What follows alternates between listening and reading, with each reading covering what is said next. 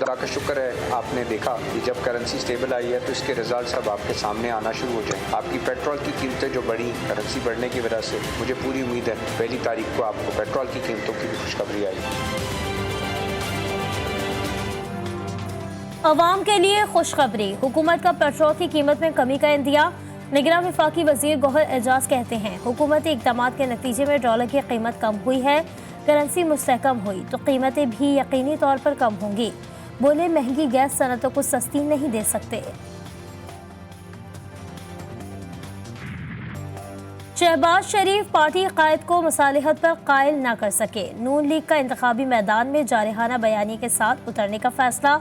नवाज शरीफ कहते हैं साजिशी अनासर को हर सूरत कटघरे में लाना होगा।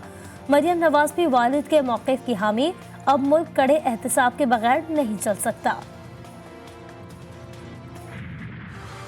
पीपल्स पार्टी ने इंतखाबात के लिए तैयारियां तेज कर दी। टिकटों की तकसीम के लिए पार्लिमानी बोर्ड बना दिए गए। आप केपी बलूचिस्तान और सिंध में रहनुमाओं की जिम्मेदारियां सौंप दी। आसिफ जरदारी के लाहौर में डेरे, कई अहम शख्सियात की पीपल्स पार्टी में शमूलियत।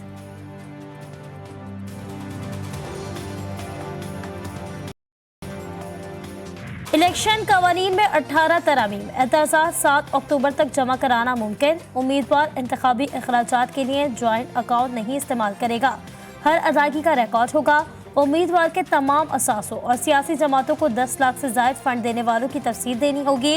आरओ मुस्तरद वोट को उम्मीदवार और एजेंट की मौजूदगी में खोलेगा। इलेक्शन कमीशन का एलामिया आ गया। कमी उसके लिए काविश कोशिश हो रही है। हालात मुश्किल हैं लेकिन इंशाल्लाह उम्मीद है कि बेहतरी आएगी और थोड़ी आई भी है। ज़ख़ीरा अंदोज़ों के खिलाफ कार्रवाई से मुस्तकबिल में बहुत फायदा होगा। निगरान वज़ीर आला सिंध मकबूल बाकिर के सेहमर शरीफ में मीडिया से गुफ्तगू, कहा बिजली और गैस चोरों के खिलाफ भी क्रैकडाउन जारी है। हालात मुश्किल हैं पर हार नहीं मानेंगे।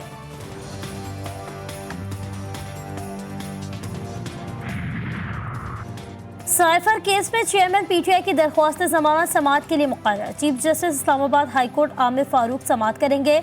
अदालत ने एफआईए को नोटिस जारी कर रखा है।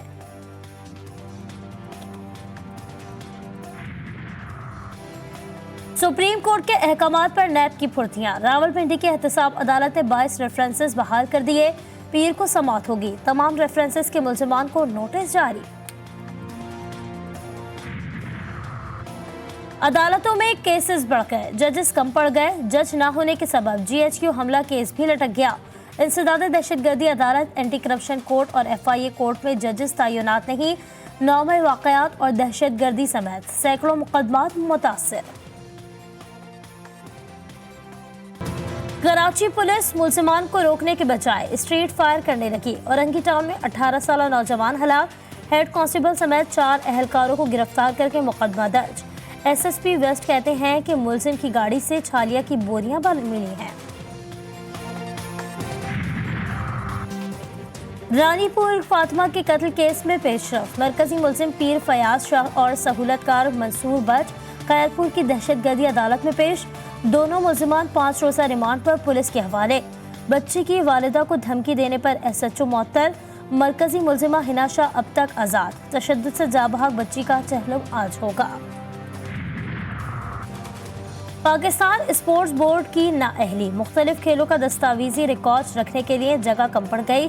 मुतबादिल इंतजाम की बजाय फाइलें बाथरूम के बाहर रख दी गई। बास्केटबॉल, स्नूकर और दीगर खेलों के आलमी मुकाबले का रिकॉर्ड बाथरूम के बाहर पड़ा है। आईसीसी क्रिकेट वर्ल्ड कप के लिए पाकिस्तानी स्क्वाड को वीजे जारी न हो सके। पीसीबी परेशान, खिलाड़ियों का बॉलिंग सेशन मंसूख। भारत ने वीजे सिक्योरिटी क्लियरेंस से मशरूत कर दिए। और वनडे रैंकिंग में पाकिस्तान से नंबर 1 पोजीशन छिन गई।